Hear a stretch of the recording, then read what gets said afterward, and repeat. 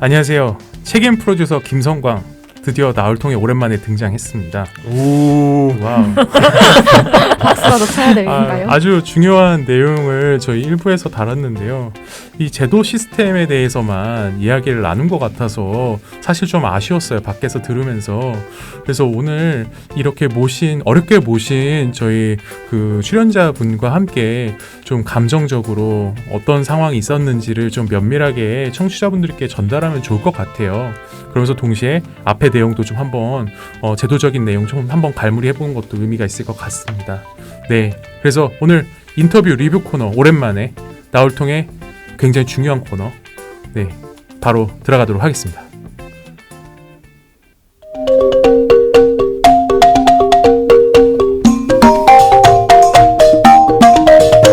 인터뷰 리뷰. 역시 방송 초보들이라 잔잔을 못 마시네요.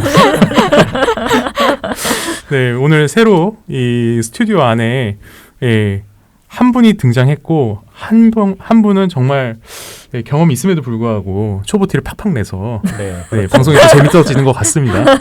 소개 좀 해주시죠. 네, 저번에 이슈 리포터로 소개를 했던 나울통의 최가영입니다. 네, 반갑습니다. 반갑습니다. 네, 저는 울산대학교 영어영문학과 3학년에 재학 중인 말하는 감자 김현빈입니다. 와, 말하는 감자. 말하는 감자. 저 인상 깊은데요. 근데 두 가지 인상 깊습니다. 나보고 싶으면은 영어 영문과 찾아와라. 오. 제가요? 나 정말 자신 있다. 그래서 본인의 정체를 드러낸 것 같고 말하는 감자는 어떤 의미인가요? 이제 대학생이 되어서 전공 공부를 하고 있음에도 불구하고 네. 전공 지식에 무지한 대학생들을 보통 이제 감자라고 표현을 하는데 말하는 감자라고 이렇게 표현을 하기로 해서 감자에 대한 모욕적인 원사네요. 아니요, 감자는 영광인 거죠. 저와 이게 비유가 된다는 거니까 영광적인 거죠. 굉장히 신박한 논리입니다. 네. 원래 무논리가 다 이깁니다. 아까 1부에서 소개해 주셨었는데 박혁성 씨 다시 한 번만 좀 소개해 주시죠. 네, 안녕하세요. 올해 27살 박혁성입니다. 네, 반갑습니다. 먼저 저희가 사실 혁성 씨가 과거 어떤 경우를 통해서 이렇게 그 시설로 가게 됐는지 이런 좀 개인적인 내밀한 이야기가 라디오 전파로는 타지 못하게 됐어요. 그래서 그런 부분을 조금 더 팟캐스트에서라도 좀 얘기해 주시면 청취자분들이 듣고 이런 내용에 좀 더 깊이 공감할 수 있지 않을까 싶거든요. 좀 부탁드립니다. 저 같은 경우도 뭐 자세한 내막은 몰라요. 시설에서 뭐 이런 거는 잘 알려주지 않기 때문에 자세한 내막은 모르지만 이제 저가 뭐 찾아보고 물어보고 이제 알아낸 걸 하면 이제 아버님이 돌아가시고 어머니께서 혼자 키우지 못하는 여건이 돼서 이제 그렇게 시설에 맡기게 됐다고 들었습니다. 한 몇 년도쯤이었던가요? 저도 몇 년도쯤이는 모르고 네. 저가 한 4-5살 때쯤 그때쯤 됐다고. 그렇군요. 네, 저는 이제 부모님께서 잘 키워주셨는데 그래서 제가 아마 저를 비롯해서 많은 청취자분들이 그 부모님의 부재할 때 그 감정을 잘 공감하지 못할 수 있을 것 같아요. 그런 부모님 부재감 이런 게 그 이제 자립이 필요한 청년 입장에서는 어떤지 좀 들어볼 수 있을까요? 뭐 어릴 때부터 좀 얘기하면 네. 솔직히 뭐 부모님 없고 뭐 이러면 뭐 이제 밖에서 생활해도 뭐 고하다 뭐다 뭐 이런 게 꼬리표처럼 솔직히 달고 다니잖아요. 그런 거 들을 때마다 솔직히 마음 아프죠. 내가 뭐 나라고 뭐 부모 얻고 싶어서 없는 것도 아니고 네. 사정 뭐 그런 것도 아닌데 마음 아프지만 그거에 대해서 뭐 싸우고 뭐 이런 것도 했지만 지금 이제 커와서 생각해 보면 이제 뭐 보육시설 자체에 대해서는 이제 굉장히 뭐 좋고 이렇게 했지만 이제 막상 또 사회에 나오고 나서 부모님이 없고 뭐 멘토나 이런 게 없다 보니 부재에 대해서는 많이 섭섭하고 뭐 이제 뭐 아까도 말했다시피 뭐 부동산 그런 거 사기 이런 거 있으면 솔직히 이거 욕인데 좀 네, 해도 얘기하셔도 될까요? 돼요. 네. 팟캐스트니까요. 족 같죠. 좋 같다. 너무 그럼요. 네. 아니 그 아버지는 돌아가셨고 어머니가 이제 그렇게 상황상 어쩔 수 없다라고 하는데 참 많이 감정적으로 많이 섭섭할 것 같아요. 섭섭함으로는 표현이 안 되겠죠. 뭐라 해야 되지? 섭섭하기보다는 좀 서운하고 막 억울한. 예, 뭔가 이제 그런 꼬리표나 이런 거 들을 때마다 감정이 좀 억울하고 이제 그 억울함에 있어서 나 자신이나 이런 거에 대해서 화나고 네. 예, 그런 게 좀 많았어요. 그러니까 그 꼬리표를 달아주는 사람들은 도대체 누군가요? 친구들 아니면은 어른들? 그냥 뭐 동네 친구들이죠. 아 뭐 이제 친구라고 학교 부르기엔- 다니고 뭐 이러면은 이제 왜 다 놀리잖아요. 네. 그 뭐 물론 장난치고 놀리고 그런 거겠지만은 예, 그런 거에 대해 있어서 뭐 맞는 말이니까 내가 뭐 크게 반박할 수도 없고 그러다 보니까 나 자신에서 뭐 억울하고 화나고 그냥 뭐 그런 상황이 되는 거죠. 네.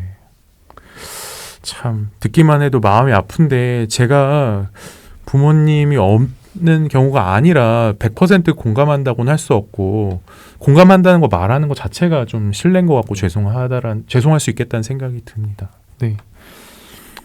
태인 씨 이어서 얘기해 주시죠.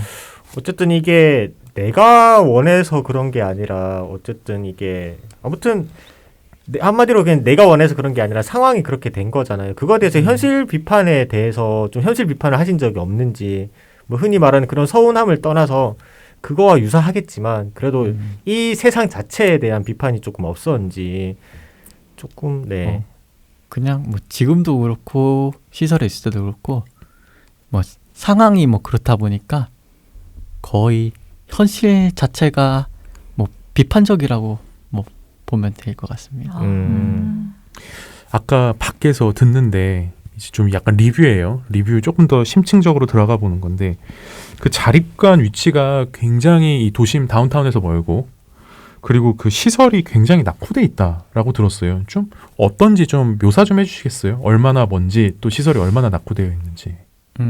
울산 같은 경우는 제가 듣기로는 저기 언양 쪽에 하나 있고 그리고 대부분 보육시설이 제가 찾아봤는데 대부분 보육시설이 뭐 청소년 이런 거 말고 아동 보육시설 같은 경우는 보이지가 않았거든요. 아이고.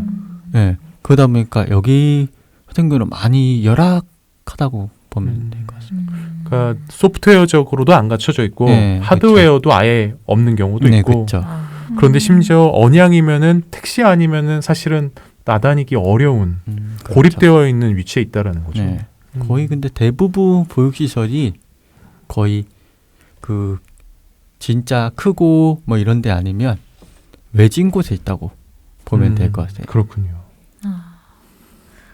혹시 생활하시는 데 있어서 무언가 그러니까 한마디로 딱 20대가 되었을 때 생계를 꾸려나가는 데 있어가지고 혹시 어떻게 이렇게 계속해서 유지해 오셨는지.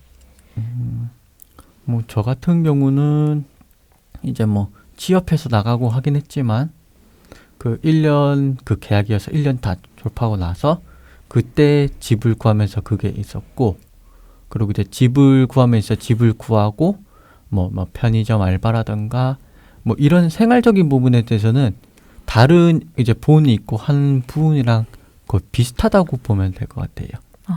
네.